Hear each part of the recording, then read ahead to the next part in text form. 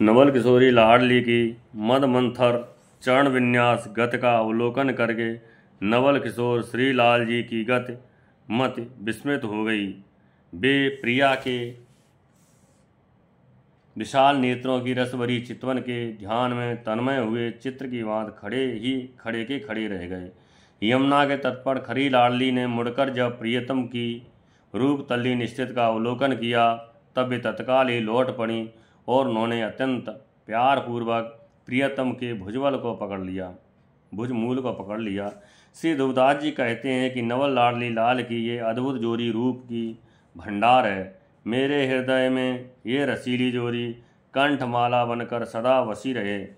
गोरी प्रिया एवं श्याम सुंदर की यह जोड़ी सुकुमारता एवं शोभा की निधि है। दोनों ही रसिक युगल परस्पर में अद्भुत रीत से अटके हुए हैं। इनकी अटक से प्रेम की एक अद्भुत धारा उमड़ती रहती है। उस धारा के एक बिंदु का भी वर्णन असंभव है तथा उस प्रेम बिंदु को प्राप्त करने का रसिक भक्तों के संग के अतिरिक्त अन्य कोई उपाय नहीं है। श्री ध्रुवदास जी कहते हैं कि मदन केल के आनंद मोदमय मदरस में मगन रस युगल सदैव मुदित मन बने रहते हैं। वे परस्पर एवं दर्शन स्पर्श एवं हृदयालिंगन से आलिंगित रहते हुए भी कभी परितृप्त नहीं होते। कुबर कटाचिन की छटा मनु अन्यारेवान पियही हमें ध्रुव लगत रहे सोई है गए प्राण। प्रीतम के जीवन यह नैन कटाचिन पात त्यों तो पिय को शीस सके चरण तरे ढर जात। ऐसे रस में परे मन जन्म सफल ध्रुव होय नैन सैन मुस्कान रतन ही गुण सो ले पोय। लाडली लाल के प्रेम की जिनके रहे विचार सुन ध्रुवतन की चरण रज बंधन कर श्रीधार।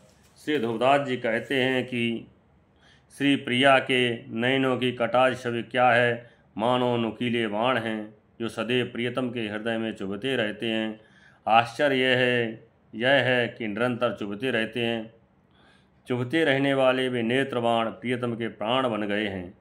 हे सखी, प्रिया के नयनों का कटाक्ष पात ही प्रियतम का जीवन है। वे ज्यों ज्यों इस जीवन को प्राप्त करते हैं त्यों त्यों उनका शीश प्रिया चरणों की ओर ढलता ही चला जाता है।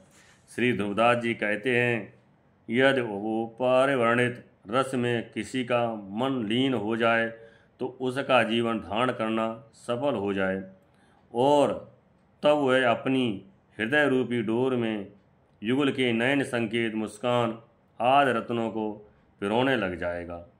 ग्रंथ का उपसंहार करते हुए वे पुनः कहते हैं कि जिन रसिक उपासकों के मन में सदैव केवल श्री लाडली लाल के प्रेम चिंतन का ही विचार बना रहता है उनकी चरण धूल का वंदन करना चाहिए एवं उसे सिर पर धारण करना चाहिए।